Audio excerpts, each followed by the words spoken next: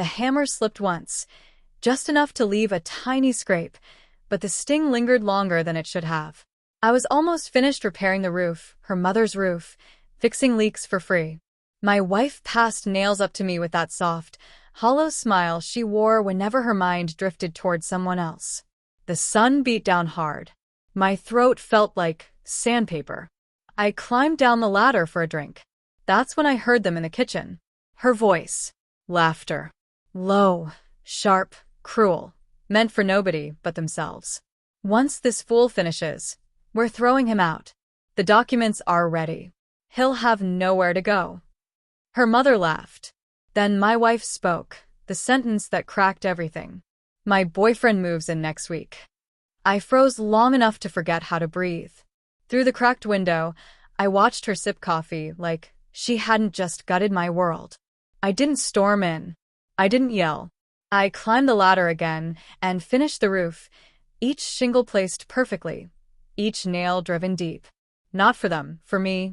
At dinner, I smiled, asked for seconds, complimented her mother's stew. She laughed as if nothing was wrong.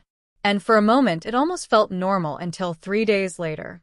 That's when she asked if I had signed the insurance paperwork. Then I understood completely. It wasn't gossip. It was a plan. Those papers weren't about the roof. They were for my life insurance policy. She needed my signature before the accident. My hands stayed steady. My face stayed calm. I signed nothing. Inside, everything turned to ice. That night, she touched my shoulder the way she always had. My body didn't respond. It only registered the contact like a sensor flickering before shutting down. When she finally slept, I lay awake and watched her breathe, wondering how many breaths were lies. Every memory twisted. Our first trip. The night she cried and called me her safe place. All of it rearranged into something darker. I didn't sleep for 2 nights, not from pain but from planning. I started with her phone. Quietly cloned it, not fancy, just enough to see the messages. And there he was, her boyfriend, a contractor she met when we remodeled the kitchen. They called me the project. Said I'd make a great cautionary lesson when they moved up in life. I read until it burned. Then I began collecting screenshots, dates, emails. Next, I visited the insurance agent, acting confused and forgetful. I got copies of what she'd filed, my signature forged, my life priced. When I got home, I replaced the originals with blank forms. She never noticed.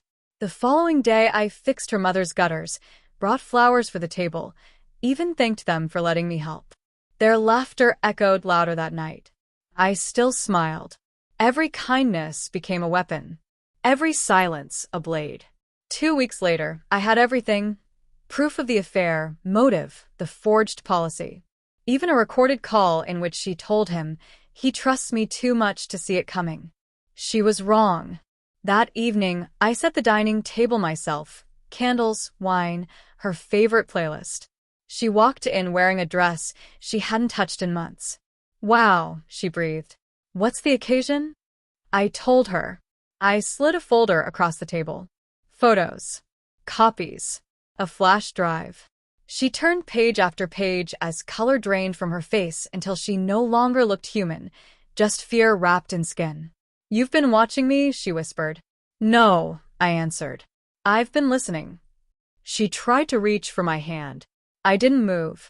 When she finally spoke again, her voice broke apart. Please, I can explain. I stood. You already did. I didn't shout, didn't threaten, didn't strike her. I just handed her an envelope. Inside was a predated confession, her handwriting duplicated perfectly. Her affair. The fraud. Every detail spelled out. I told her that if anything ever happened to me, the police would receive it. Her lips trembled. You destroy me? I smiled once. You already did. Then I told her the roof had a hidden leak. Not enough to collapse, just enough to rot the structure slowly from the inside. She frowned, confused. I said it was symbolic, then walked out. I left everything, house, tools, memories. I started over in a small apartment above a garage. No noise. No fake laughter. Just peace, the kind that arrives after a silent storm. Sometimes I wonder if she looks up when it rains. If she hears the steady drip inside the walls and thinks about me. I hope she does. Not out of love, out of memory. Some things aren't forgiven. They're simply finished. And when I drove away that night, I never looked back. The roof held. She didn't. Thank you for reading. If you enjoyed this story, follow Cheating Stories in Sight World for more.